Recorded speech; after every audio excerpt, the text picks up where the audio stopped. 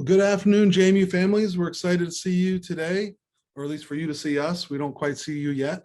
My name is Dr. Tim Miller. I'm the Vice President for Student Affairs here at JMU, and we have a great panel here for you. Students, if you're here, I want you to take a second and look at your personalized schedule for the day. You should actually be in peer discussions right now. So while I think we're really interesting, you're supposed to be with your other fellow students and our orientation staff. So make sure you can head off where you're supposed to be so you can have that experience.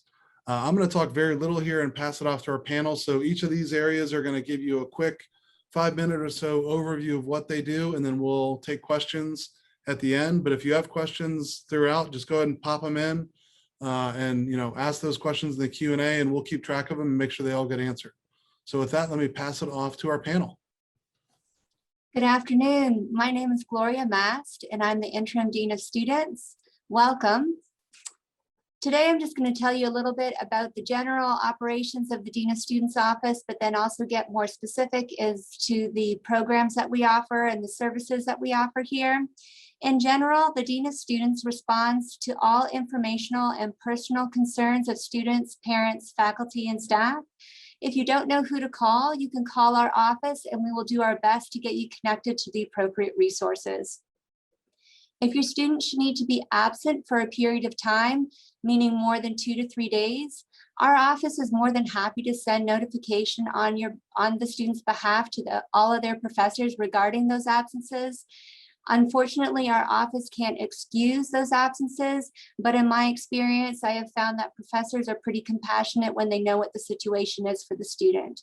It will be up to your students to then follow up with each of their professors upon their return regarding their missed classes and coursework.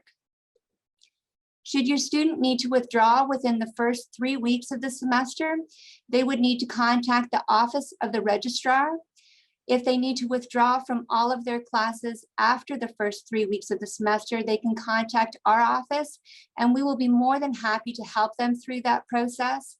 We can also help families through that as well if you are involved in helping to support your student. If your student should need to withdraw just from one class or some of their classes, they can do that independently on My Madison up until the withdrawal date. But again, if your student has questions about any of the withdrawal dates or any of those processes, please have them give us a call and we'll be more than happy to help them through that. Madison Cares is a centralized program for staff, students, parents, and community members to refer or consult about students experiencing obstacles. Students, university personnel, community members, or family members can submit a Madison Cares referral online and about a student that they're concerned about. That referral is located on our website. After a care referral is submitted, we have a network of members and one of them will reach out to the referred student and we will provide direct care and also make sure that they get connected to the appropriate resources. The Behavioral Assessment Team, or BAT, is chaired by our office and it is made up of a committee of members across campus charged with the assessment of and intervention of students whose behavior may present a threat to themselves or the larger JMU community. The BAT team will assess and make recommendations on the most appropriate intervention to support students and to maintain the safety of the JMU community. And lastly, our Rebound program. Rebound was created to normalize setbacks and obstacles for students that are having challenges or just experiencing normal life obstacles. Rebound establishes a culture that shares setback stories with the community as a way to grow stronger and wiser together. If your student is experiencing struggles, Rebound is also a program that connects students with a mentor in order to reflect on these areas of life and identify a plan going forward that will help meet their wellness goals. If you think Rebound is a great program, we would encourage you to talk to your student about that. We have found that students need to be invested in this program for it to be effective. And so we would strongly encourage your student to reach out to us as well, and we'll be happy to connect them to a mentor. And lastly, I'll mention that I have a student who is a junior here at JMU, and I also have a first-year student that will be attending a another Virginia State institution. And so I absolutely understand the transitions that you may be experiencing. If you have questions or concerns, please feel free to reach out. I'd be happy to speak with you, and welcome to the JMU family. Good afternoon, everybody, and welcome to JMU. I'm Barbara Hetzel. I'm the Associate Director for Title IX here at James Madison. The Title IX office is responsible for receiving and responding to all reports of sexual harassment and other forms of sexual misconduct involving JMU community members. Sexual misconduct is an umbrella term that encompasses sexual assault, sexual harassment, stalking, relational and dating violence, and sexual exploitation. Upon receipt of a report of alleged sexual misconduct, our office reaches out to the individual who experienced the harm to provide information about available resources, such as on and off-campus medical, counseling, and advocacy services. When an individual receives this correspondence for us, they can choose whether to respond or not, and the individual is not required to respond to us or to choose any particular resources or options that may be offered. Resources provided directly by our office include academic assistance, such as communication with professors about absences and requests for additional time on assignments, assistance with temporary on-campus housing changes, and issuance of two-way no-contact orders. We also assist students with connecting to law enforcement officials, both on and off campus. We treat all reports we receive with as much confidentiality as possible. We do not share information about reports we have received with parents. We are only able to share information if we have express written permission from parties involved. By state law, however, we are obligated to share all reports of sexual violence involving JMU students with the Sexual Violence Review Committee, which is composed of the Title IX coordinator, a representative from the Student Affairs Administration, and a member of the JMU Police Department. The purpose of the committee is to determine whether the information received should be forwarded to the appropriate police department to be addressed by law enforcement. If the responding party is also a member of the JMU community, then the option exists for the complainant to file a formal complaint so that the incident can be addressed through a campus conduct process.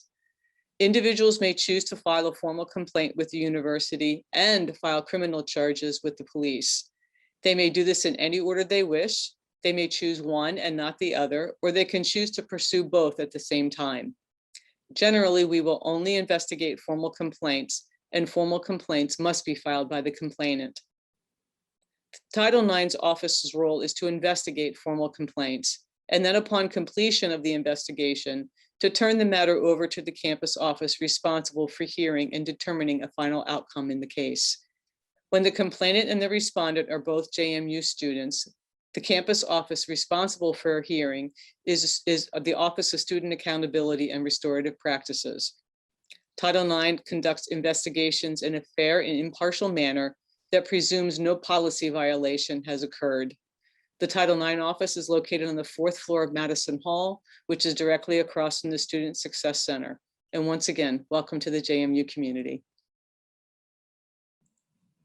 Good afternoon, everyone. Welcome to JMU. My name is Wendy Leschbaum. I'm the Director of the Office of Student Accountability and Restorative Practices. And our office uses an educational process to uphold JMU's behavioral expectations for students. And all of those expectations, which are our policies, in addition to all the procedures that we use, are housed in our student handbook. And that handbook is online. And every year that handbook is reviewed and revised with updates. And in August, students will receive an email from OSARP, and it will encourage them to go to the student handbook and to review all of the policies that are in there. And I would really enjoy having your help in encouraging them to do that, because we do want students to understand what the expectations are of them while they are students at JMU. If there are any questions that arrive either from them or from you, if you choose to review that as well, we are always open to answering questions and providing clarification. All you have to do is contact our office, and we're happy to do that. I mentioned receiving an email, and I just want to highlight that that is the university's primary contact with students, and students are expected to be checking their email and responding to emails from the university. So one of the things that would be helpful is for you to work with your student and help them develop a plan for making sure that they are checking that those emails on a regular basis and responding as necessary. Because there may be some questions with the new law associated with this in Virginia, I just wanted to make sure that I reviewed that we will still, for on-campus cases, we will still be seeing everything related to cannabis. And the reason that we will do that is because there is a federal law that's called the Drug-Free Schools and Communities Act, and it requires that cannabis is not permitted on campus. So anything that would be cannabis related, our office would still see cases for. If it happens in the off-campus community, we do still see things locally in the off-campus community related to drugs. As long as it followed the new Virginia statute, then we would not see a case related to it. If it did go against that law, then we would be seeing it after it finishes in court. In addition, our office, in addition to responding to things that happened, we also are a resource for folks who have felt harmed. So if your student has been harmed in any way by another JMU student, we encourage them to come to our office and talk with us about that. If they describe the harm to us and that is associated with a policy in the student handbook, then we will talk with them about whether or not they would like to pursue our accountability process by creating a case. If it does not associate with a particular policy, but it is still something that is harmful to them, we can talk with them about our restorative unit, helping them to address that harm. We hold all information regarding our students and their records and cases with the utmost confidentiality, and we are not permitted to talk with anyone about those cases, whether it be a reporting party or a responding party, without their express permission. And so we would not be able to discuss a case with you unless the student provided us that ability. Now, they can certainly release us to be able to talk to anyone about their case that they want to. It is a pretty simple process for them. It's a form that they fill out with us. All they would need to do is contact us and we can walk them through how to do so.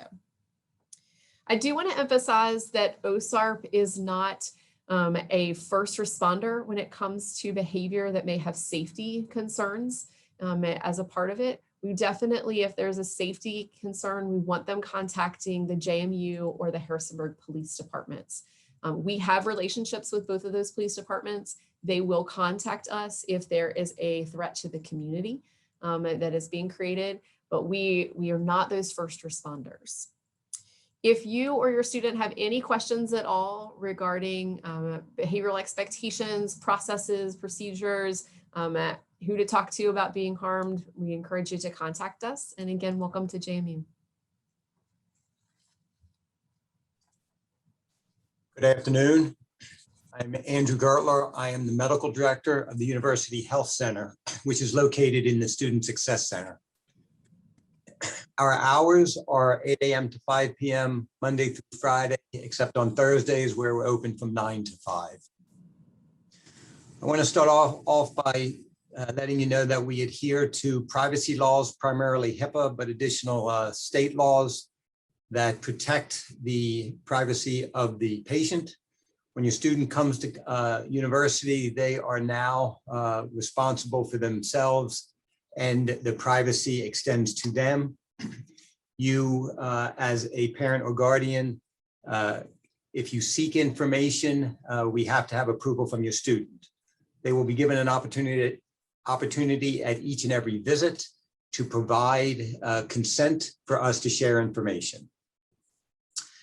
The primary role of the health center here at JMU is to look after the health of your students while they're here at school, kind of like your doctor's office away from home with a little bit of urgent care thrown in. We have a medical clinic that treats the general medical problems that are faced by students, upper respiratory infections, GI symptoms, back pain, chest pain, belly pain, strains, sprains, those types of things. General medicine is staffed by physicians, nurse practitioners, and physician assistants. We have a women's health clinic that addresses the needs of the women on campus. We have an urgent care area staffed by an emergency physician who can assess, evaluate, and treat illnesses and injuries that can't wait for a later appointment or the next day. We have nutrition services, which is provided by a part-time nutritionist who will be glad to speak to your students about any of their nutritional concerns or questions. And we have a nurse clinic that provides medical interventions and care that don't require a medical provider, such as immunizations, allergy shots, suture removals, TB assessments, and the like. To support these clinical areas, we have a lab that performs the typical in-house labs that you would expect at your doctor's office, such as urine, strep, flu, mono, and COVID. And we can obtain specimens to send for other testing. We have, through the state, a contract with LabCorp that can provide all the tests that we might need. Because of that contract, we can also allow LabCorp to bill for their services. So lab tests through LabCorp can be billed by LabCorp. We have an on-site X-ray suite that is equipped and staffed by the local hospital, which is Centera RMH. They will bill your insurance for services provided. This is one of the reasons we like to have the insurance card uploaded, because we never know when that service is going to be needed. And finally, we have an on-site pharmacy. It's called a formulary pharmacy, which means it has a limited number of prescription medications that we carry, but we carry the type of prescriptions that the bulk of college students may need. And at very low cost, most of the prescriptions will cost $5 to $10. On top of that, we have a wide selection of over-the-counter medications products that your student may need while here at school. And the cost of these in our pharmacy are very low. We can beat Walmart's prices on those. As far as pharmacy goes, if your student is on a current or a recurrent medication, we recommend that you transfer that prescription to a local pharmacy or find another means to send that prescription to your student rather than transferring it to our pharmacy for two reasons. Number one, we may not carry that medicine since our formulary is limited. And number two, we do not bill insurance, so they would have to pay out of pocket. So if your student is getting, for example, birth control for free, if they went through the UHC pharmacy, there would be a $7 to $9 charge, whereas locally they may not have to pay anything. As I said, we do not bill insurance. Visits with healthcare providers are covered by student fees. And so there's no fee just for that visit. However, some ancillary fees may be incurred for testing or procedures such as a strep test costing $10 or a splint maybe costing $30. What you'll find is that the fees that we do have to assess are typically going to be significantly lower than a copay. Any money that is spent on healthcare, your student will get a receipt with the appropriate billing codes and tax ID number that you can use to submit to insurance to get reimbursed or to go towards your deductible. We do accept cash, JMU Flex dollars, credit cards, flexible spending account cards, and health savings account cards. So if you have either of those, having your student carry one of those cards would be probably a good idea for them to pay for their services. In addition to providing the healthcare needs of your students, we also try to help in transitioning the students from parent-managed healthcare to self-managed healthcare. We want the students to start advocating for themselves, to pick up the phone, to call us, to ask questions, and we want your support there. So if your student calls you with a illness, we're not sure what to do, ask them if they've called the health center. That's what we're here for. We have nurses that can speak with them. We have appointments they can make either online or by phone. So we want to get that transition going. As a result, we do not allow parents to make appointments for their student. The student must call and make that appointment. The student has to become familiar with My JMU chart. They should already be familiar with that because that's the portal through which they should have uploaded their immunization form and answered the TB assessment questions. This is how we communicate with students. Since this is private information, any email will not contain the important data. We will, by email, direct them to log into My JMU chart to look for a message. This is how we will communicate based on whether they are compliant with their immunization form and TB assessment. So your encouragement, get your students to read their emails. That's how we communicate. You'll hear from all the other offices, is how they communicate. And if your student doesn't read the emails, they're going to miss important dates. They're going to miss important information. So I'll be glad to answer any questions at the end of this session. Thank you for your attention and welcome to JMU.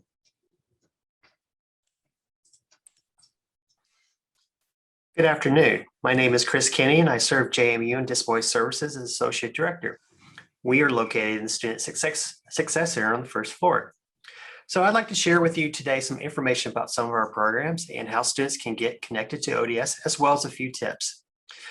Now, as you may know, in high school and elementary school, your SPED department communicates with teachers as needed about accommodations that your student may need. However, at JMU, we use access plans. Once a student is registered with ODS and needs accommodations, ODS generates letters we call access plans, and students deliver those plans and communicate with their professors about what accommodations that they need.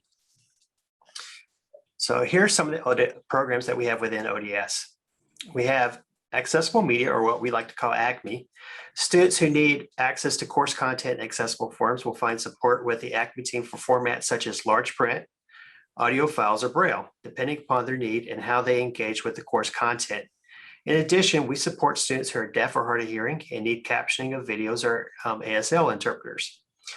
Learning strategies and instructions. Now, LSI is available to every JMU student, not just students registered with Disability Services, and what they do is academic coaching. Students will find support for the transition to being a student in college, covering note-taking, test preparation, and time management. So here's some keys to getting started. Some students may feel as if this is somewhat difficult, but we can break it down to several steps. Application through Accommodate, which is found under My Madison. If your student logs into My Madison, clicks on the Student tab, they're going to see an icon called Accommodate. And then from there, they can start the application process. We're going to ask some questions like, who are you? What is your major? What is your disability? What are you requesting as accommodations for ODS?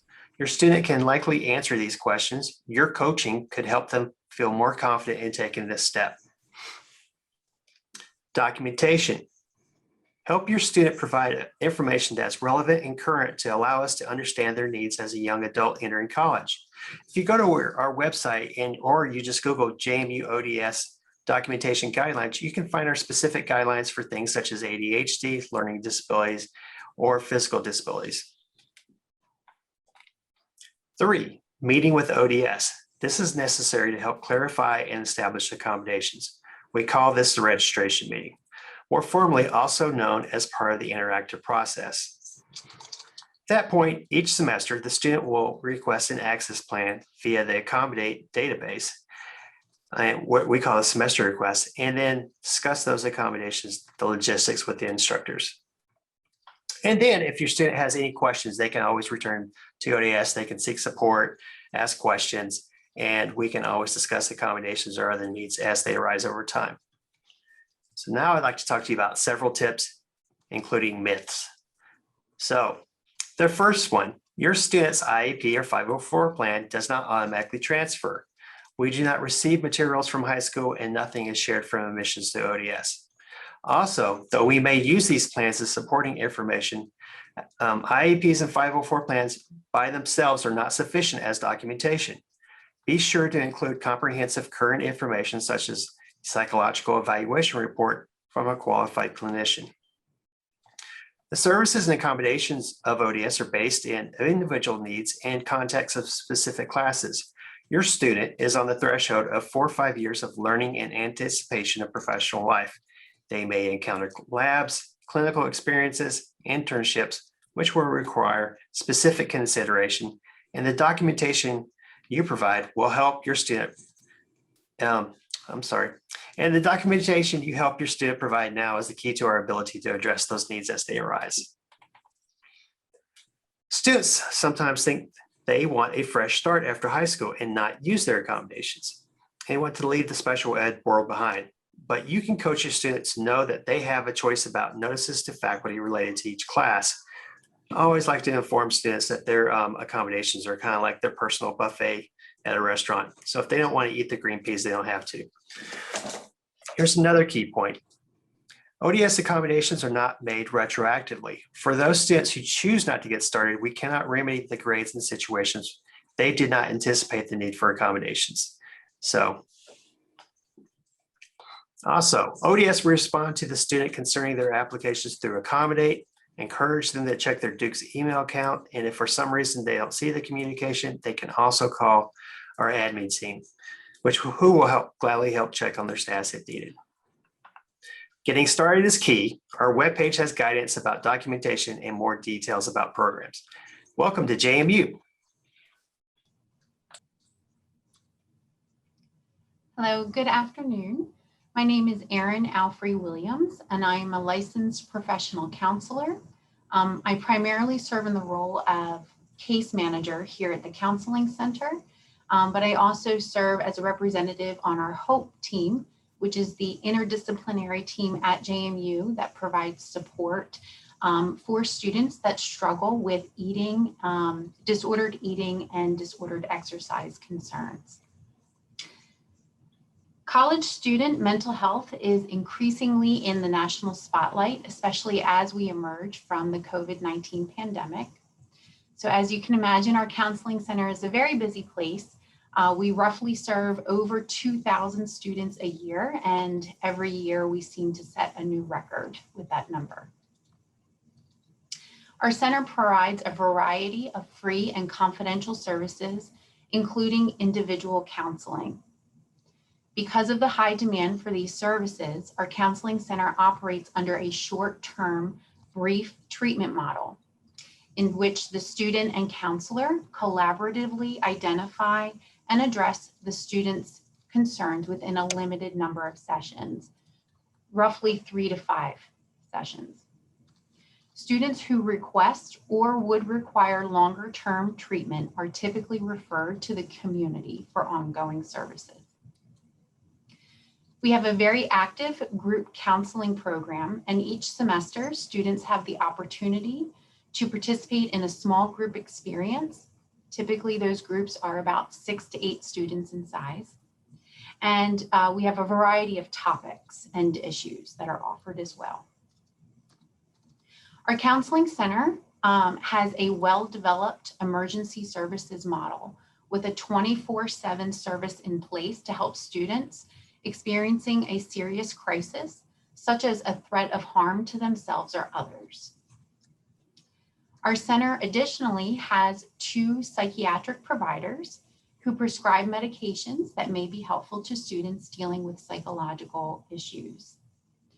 However, because there are only 2 psychiatric providers for a campus of over 22,000 roughly, our students who are currently engaged in ongoing counseling at the counseling center are eligible to receive these services.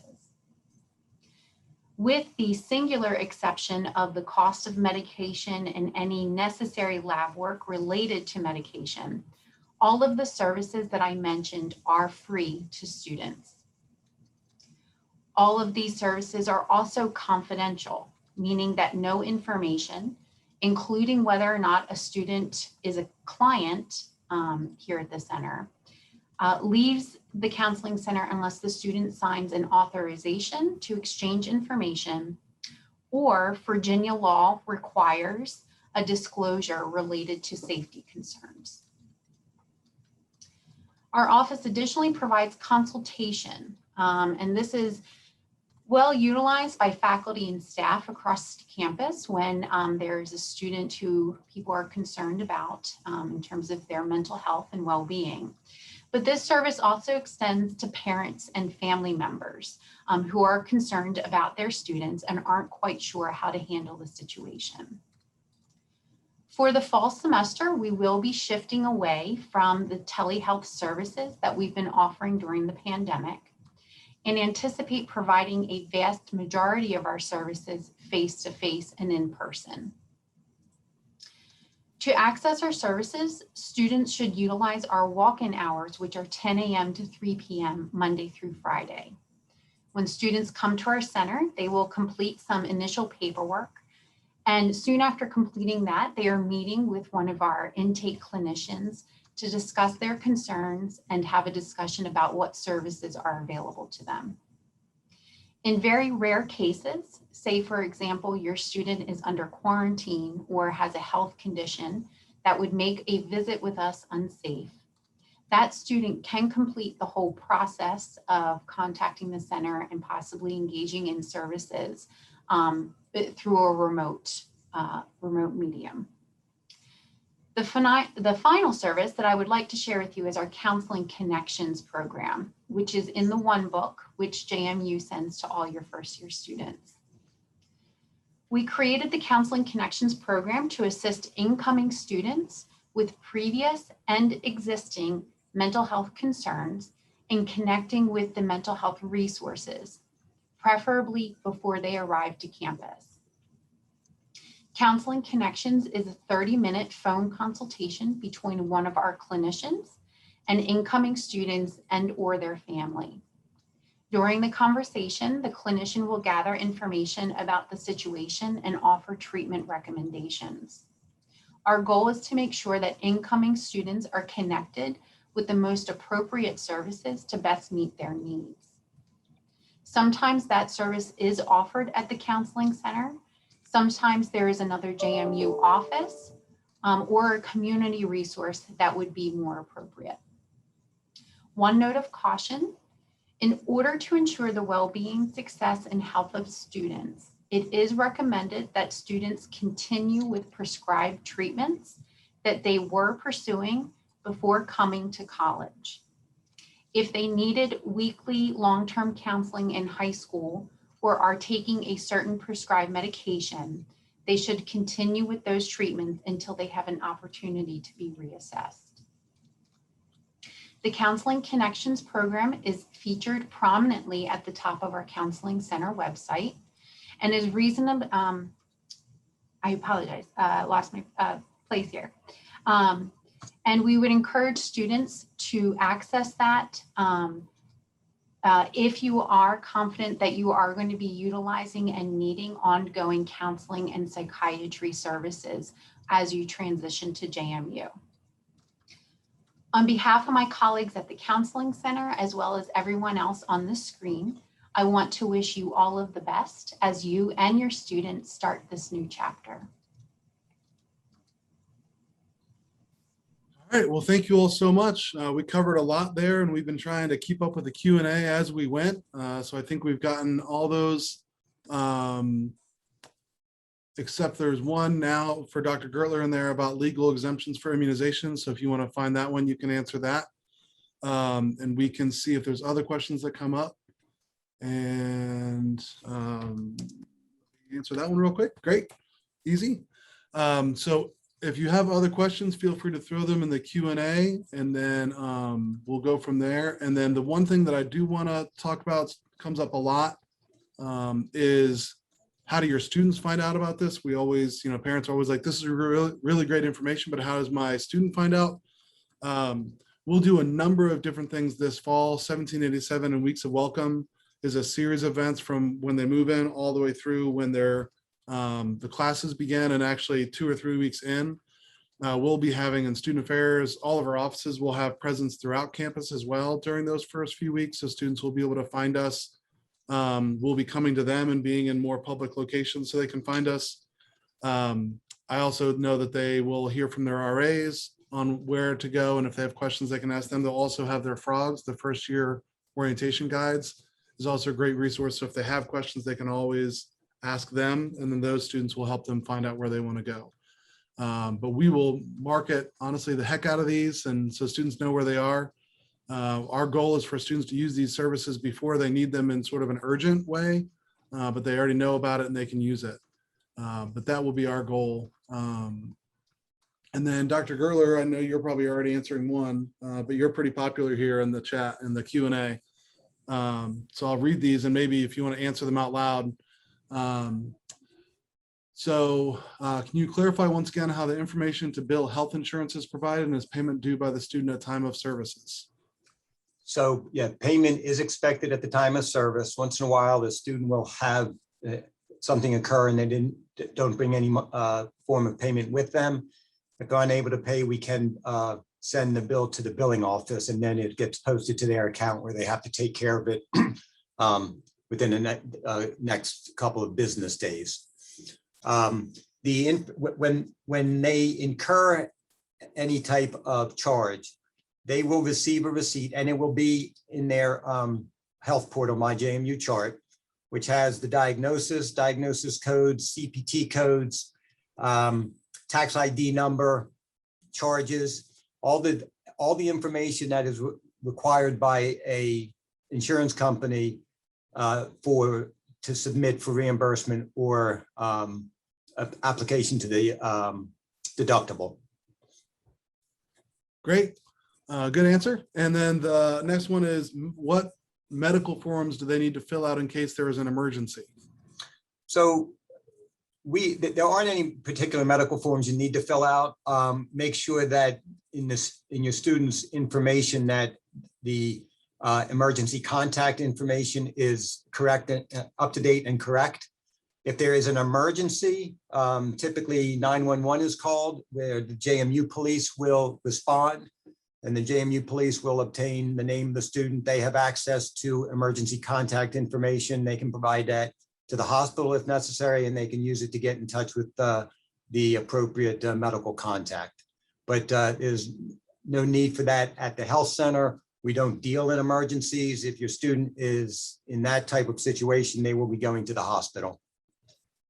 And then the insurance information, we want them to upload that in their My JMU chart, correct? Yes, we do. Thank you. Okay. And then this will go to you, Chris. If your child has an IEP, could you please review the procedure again? So can you just go back through quickly the steps that they'll need to do to process, because the IEP doesn't transition or transfer to us purely.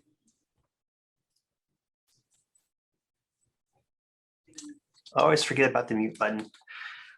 So what you need to do with the documentation that you have is go to our website, you'll see a Get Started page, and from there, you'll log on to My Madison. You're going to see under the Student tab, Accommodate. From there, you log in, you submit your, do your application. You're going to see a button to submit your documentation. And from there, it goes into what we call the review process. Generally takes about 2 weeks to review documentation. Several things may happen. We may contact you for more information. We may ask you that what you've submitted isn't sufficient, that we need more information. Or we may contact you and set up what we call a registration meeting. At that point, your student will show up. We have generally about somewhere between a 30-minute to a 1-hour meeting. We discuss students' accommodations, how to use those accommodations, and how to work with professors. And at that point, the student is officially registered with Disability Services. So that is the process in a nutshell. Right. Got a bunch of things going here in the Q&A, trying to keep up. We have a question about MOAT, Madison Outdoor Adventure Trip. Information for that will go out soon after we close it. It closes February 16th. People have to sign, or sorry, July 16th. So once we find out who all's going, then we'll turn that around pretty quickly. But we're trying to give people that want to join us time to sign up. So that will be tomorrow, will be when that closes. And then we'll turn that around pretty quickly in the next week or so. All right. Andy's answering the one. We already did the emergency one. All right, I think we're caught up there. Any other questions that folks have, or anyone on the panel that wants to jump in and share something else? Tim, there was a question from Ann Kay about services around campus that we feel are underutilized. Oh, yeah. Sorry, I missed that. Go ahead. So one of the things that I'll mention is in general, I would say most resources are underutilized by students. And the reason I say this is because they don't tend to want to ask questions. And so we really want them to get comfortable asking questions of staff, of their peers, of their RAs, so that they can get all of the services that will be helpful for them. So I really want to encourage you to really encourage them to not be afraid to ask everyone here questions. There's no dumb question. We want to help them to navigate this new place that they're in. So most services, though, I would say are underutilized. I don't know if others have specific ones they want to talk about, but I just wanted to say that in general. Well, I would put Aaron on the spot because I always like to make sure we talk about the dogs in the Oasis and the studio. But also, Aaron, when you're done with that, there's an answer or a question in the Q&A I'm going to need you to respond to either verbally now or in the Q&A. Sure thing. Sure thing. Thank you for that prompt. I think that is something that we have to keep remembering to promote because these spaces are reopening. Just in addition to the counseling center services, the counseling center space here in the Student Success Center, we are located on the 3rd floor. Whether or not your student is primarily coming for therapy services, the counseling center does have 2 self-care spaces. One of them is called the Oasis, and the other one is an expressive arts room. These are both spaces that students can access during our office hours, which are Monday through Friday, 8 to 5. And it's a space for students to come and relax and reground themselves. I think the saying is reharness your chi. Our Oasis is a very calming setting. It has a water feature. It has yoga mats. I think the most popular are the massage chairs that students can come in and just, take a break from their day. The expressive arts room is a studio where students can just draw or paint or read or whatever they may need. So they're meant to be sort of self-care spaces. As Dr. Miller also mentioned, we do have animal assisted therapy. And as you'll hear about the therapy dogs, they do have office hours a couple of days a month. And you do need to reference our website in terms of what those hours are going to look like for the fall, because I'm not sure that's been determined yet. But they usually have office hours, and that is advertised on our website and will usually be announced somewhere in an email. So again, have your students check their email. We have a couple therapy dogs. They're all very sweet. They're all very friendly. And it's just a time for students to connect with animals, especially if they are missing pets from home. The therapy dogs also participate in lots of outreach events that take place out on campus throughout the year, and that's usually advertised. So I'm looking at this question, is it hard to get an appointment for ongoing therapy? Wanting maybe a little clarification of whether or not that is here at the center or if that's in the community. If a student is requiring something ongoing, we try to provide students, if they are going to engage in services in-house at the counseling center, from the time of intake to the time of their first counseling appointment, we aim for that to be no more of a gap than a week. And for something ongoing, again, that's a discussion between the client and the clinician about their need and their goals of what they're seeking. If this is, again, something that is needed longer term, particularly for your students who are coming in early in their college career, if they are going to want to establish therapy services for someone during their entire 4 years here or even more than that, that is where they may interface with me the most. In my role as a case manager, I work on connecting students to resources in the community. And Harrisonburg has a very rich and high community of clinicians that are available and very willing and collaborative in receiving student referrals. if there's ever a barrier to getting someone connected in the community, the counseling center will support that student for as long as needed. So Great. I hope that answered the question. Yes. And I know Dr. Gerler's answering another one that's in there. We have one in the chat here from Julie. I'd love to hear some different people's perspective here. I'll just read it. What have you seen as most effective for helping new students build confidence, comfort level to interact with peers, professors, and administrators? I'll just jump in and then see what others think as well. I think this has honestly been a challenge for some students pre-COVID. I mean, this is not a, the thing I sort of say oftentimes, I don't mean it as a joke. A lot of our students haven't made friends in 12 years. They started in elementary school with a group, and if they didn't move, they stayed with that same group, and they might have shifted here or there, but in general, they may never have gotten good at making friends because it's been 12 years. So it takes some time for them to do that. I think it's really important things that I always say, and my residence life colleagues luckily aren't on here to hear me say this, but if they're in the room, keep the doors open, get out and walk around. I remember I was in Hillside Hall my first year. My group walked the whole hall every single night just to meet people. So they just need to get out there, go to the events that we're offering. I know it can be challenging, but they need to get out there and do it. I know we're also almost out of time. So I'll wrap it up there. Again, they got to get out, put themselves out there, and they can meet people. And just know they're not going to make their best friend maybe on day one, but their friends will come over time.